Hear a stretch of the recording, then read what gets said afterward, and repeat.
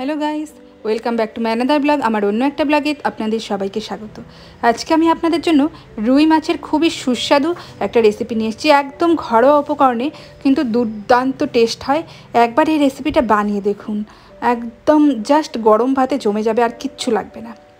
আজকে আমি নিয়ে এসেছি আপনাদের জন্য রুই পোস্ত রেসিপি। তো দেখতে থাকুন, একদম কম সময়ে কম উপকরণে। এখানে আমি 2 পিস রুই মাছ নিয়ে নিয়েছি। লাগছে পরিমাণ মতো হলুদ, লবণ, বড় পেঁয়াজ একটা কুচি, একটা মিডিয়াম সাইজের টমেটো বাটা, লঙ্কা বাটা, আদা রসুন একসঙ্গে বেটে নিয়েছি। আর এখানে লাগছে হলো পোস্ত আর কাজু বাদাম বাটা। প্রথমে রুই মাছটাকে সামান্য লবণ এবং হলুদ দিয়ে কিন্তু আমি মেখে নেব। যেরকম নর্মালি মাছ মেখে রাখা হয় ম্যারিনেট করে, সেরকমই লবণ এবং হলুদ দিয়ে খুব ভালো করে রুই মাছটাকে মেখে নেব। দেখতেই পেলেন বন্ধুরা, একদম ঘরোয়া উপকরণে, একদম কম উপকরণে কিন্তু এই সুস্বাদু রান্নাটা আমি করব। তো দেখতে থাকুন আমার ভিডিওগুলো স্কিপ না করে, আমার পাশে থেকে পুরোটা দেখুন। এই দেখুন হলুদ লবণ লাগানো হয়ে গেছে মাছে। এদিকে কড়াই বসিয়ে দিয়েছি, কড়াই অলরেডি গরমও হয়ে গেছে। এখানটায় আমি দিয়ে দিচ্ছি মাছ ভাজার জন্য পরিমাণ মতো সর্ষের তেল। এখানে আমি 4 চামচ মতো সর্ষের তেল ইউজ করেছি।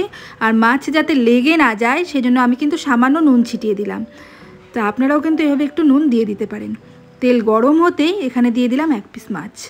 তো মাছটা দিয়ে হালকা একটুখানি করে দিচ্ছি যাতে করে না লেগে যায়, সেই জন্য নেড়ে দিলাম। ফিরে এলাম 2 মিনিট বাদে বন্ধুরা। দেখুন আস্তে করে উল্টে দিচ্ছি মাছটাকে। দেখুন বন্ধুরা, একটা পাশ কিন্তু লাল লাল ভাজা হয়ে গেছে। আরও 2 মিনিট ভেজে মাছটাকে তুলে নেব। একইভাবে অপর মাছটাও ভেজে নিয়েছি। আর ওই তেলে দিয়ে দিলাম কালো জিরে সামান্য। আর এবারে পেঁয়াজটা দিয়ে একটু ভালো করে ভেজে নিতে হবে। পেঁয়াজটা কিন্তু হালকা ব্রাউন ব্রাউন করে ভাজতে হবে। পেঁয়াজটা একটু ভাজা ভালো হলেই তবেই কিন্তু ঝোলের টেস্টটা আসবে, না হলে কিন্তু ঝোলের অত সুন্দর টেস্ট বা সেন্ট কোনোটাই আসবে না। তো দেখুন বন্ধুরা, 2-3 মিনিট ভাজার পর পেঁয়াজটা কিন্তু হালকা হালকা কালার চেঞ্জ হয়েছে, দেখে কিন্তু বুঝতেই পাচ্ছেন। তো এইবারে কিন্তু এখানটায় আমি দিয়ে দিলাম আদা রসুন যে বেটে রেখেছিলাম, সেই আদা রসুন বাটাটা। তো আদা রসুন বাটাটা দিয়ে আবারও ভালো করে একটু নেড়েচেড়ে নিতে হবে। পেঁয়াজের সাথে আদা রসুন দেওয়ার কারণটা হচ্ছে, আদা রসুন দেওয়ার সঙ্গেই না পেঁয়াজটা কিন্তু খুব তাড়াতাড়ি নরম হয়ে যায়। তো দেখতেই পেলেন পেঁয়াজের কালারটা কিন্তু আরেকটু চেঞ্জ হয়ে গেছে। এবার এখানে টমেটো বাটাটা দিয়ে দিলাম। টমেটো বাটা দিয়েও কিন্তু খুব সুন্দর করে কষাতে হবে। আর ঝালের জন্য লঙ্কা বাটা, এখানটায় আমি যে কাঁচা লাল লঙ্কা বেটে নিয়েছি। তো দিয়ে সব মশলা কিন্তু খুব ভালো করে কষাতে হবে, যাতে করে কাঁচা পেঁয়াজ, রসুন, টমেটো এগুলোর গন্ধ কেটে যায়। তো 5 মিনিট কষিয়ে বন্ধুরা ফিরে এলাম। দেখতেই পাচ্ছেন মশলাটা কিন্তু খুব সুন্দর কষে গেছে, তেলও ছাড়ছে মশলা থেকে। এইবারে এখানে দিয়ে দিলাম 1/2 চামচ মতো নুন, হলুদ। এখানে কিন্তু এক্সট্রা কোনো গুঁড়ো মশলা আমাদের লাগছেই না। তো দিয়ে আবার একটুখানি নেড়েচেড়ে নিয়ে এইবার দিয়ে দিলাম পোস্ত এবং কাজু বাদাম বাটাটা দিয়ে খুব ভালো করে নেড়েচেড়ে কিন্তু মশলাটা আমাদেরকে কষিয়ে নিতে হবে, যাতে করে পোস্ত ও কাজু বাদামের কাঁচা গন্ধ কেটে যায়। তো একদম গ্যাসের ফ্লেম লোতে রেখে আমি 5 মিনিট কষিয়ে ফিরে এলাম বন্ধুরা। দেখতেই পাচ্ছেন মশলার কালারটাও কতটা চেঞ্জ হয়ে গেছে, আর মশলাটা কষে গেছে, বোঝাই যাচ্ছে যে মশলার থেকে কিন্তু খুব সুন্দর হালকা হালকা তেল অলরেডি ছেড়ে দিয়েছে।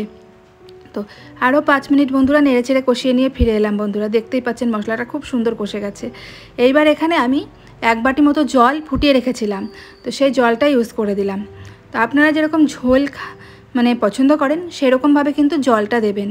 তো জলটা দিয়ে দেখুন এভাবে খুব সুন্দর করে মশলাটাকে একটু নেড়েচেড়ে মিশিয়ে দিলাম।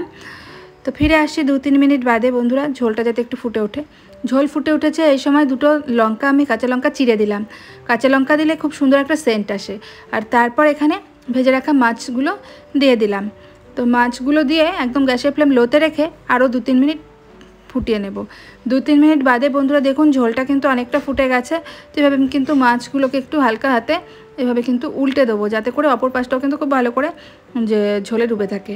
তো দেখুন বন্ধুরা, এইবার কিন্তু স্বাদটাকে একটু ব্যালেন্স করার জন্য, যেহেতু আমি এখানটায় টমেটো দিয়েছি, সেই জন্য সামান্য চিনি ইউজ করলাম। এটা কিন্তু অপশনাল, আপনারা না দিলেও পারবেন, তবে চিনিটা দিলে খুব সুন্দর একটা টেস্ট আসে। তো আমাদের বন্ধুরা রান্নাটা কিন্তু অলরেডি হয়ে গেছে। দেখুন গ্যাসের ফ্লেমও অফ করে দিয়েছি, শুধুমাত্র সার্ভ করে নেওয়ার পালা। আমি এভাবে সার্ভও করে নিয়েছি। দেখতেই তো পাচ্ছেন বন্ধুরা কতটা সুন্দর হয়েছে, দেখতে যেমনি অসাধারণ না বন্ধুরা, একদম রেস্টুরেন্টের টেস্ট। তো আমার রিকোয়েস্ট রইল, প্লিজ আপনারা সবাই একবার ঘরে কম উপকরণে কম সময়ে এই রান্নাটা বানিয়ে দেখুন। আমি আশা করছি প্রত্যেকের ভালো লাগবে। আর আমার ভিডিওটা যদি ভালো লেগে থাকে তাহলে অবশ্যই আমার চ্যানেলকে আরও বেশি করে শেয়ার করবেন, সাবস্ক্রাইব করবেন, কমেন্ট করবেন। আর আপনাদের কী কী ধরনের ভিডিও পছন্দ সেগুলো আমাকে বললে অবশ্যই নিয়ে আসবো। ধন্যবাদ।